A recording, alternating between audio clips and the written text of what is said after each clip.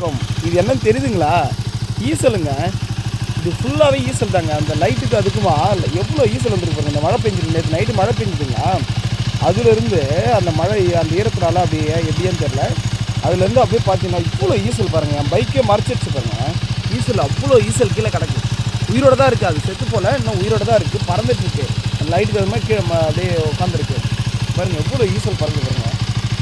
இது எங்கே பார்த்தீங்கன்னா கடலூர் மாவட்டம் பண்ருட்டி சாத்திப்பட்டுன்ற ஊருக்கிட்ட ஹைவே ஒன்று கட்டிகிட்டு இருக்காங்க, 5% கட்டிகிட்டு இருக்காங்க. அந்த இடத்துலங்க இவ்வளோ ஈசல் பாருங்கள். வா, நான் இந்த அளவுக்கு இந்த மாதிரி பார்த்ததே கிடையாது. இந்த அளவுக்கு ஈசலை நான் பார்த்ததில்லை.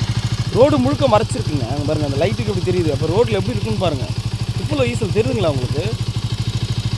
ஹாலிவுட் படத்தில் அந்த பூச்சிகள்லாம் பறந்து ஒரு ஒரு மூவி எடுப்பாங்க தெரியுங்களா, அந்த மாதிரி எவ்வளோ ஈசல் பாருங்கள்.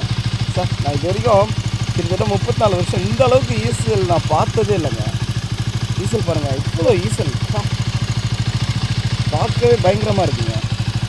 இவ்வளோ ஈசல் வந்திருக்கு ரோடு முழுக்குங்க. பண்ருட்டிலேருந்து நீங்கள் இந்த சாத்திப்பட்டு லைன், அதாவது இந்த கும்பகோணம் போகிற லைனில் கடம்புல இந்த லைன் ஃபுல்லாகவே வண்டியெல்லாம் மறைச்சிருச்சுங்க. லாரி இதெல்லாம் வந்து பார்த்தீங்கன்னா மறைஞ்சு போயிருக்கு. ஏதோ பூச்சி இது பண்ண மாதிரி அவ்வளோ மறைஞ்சி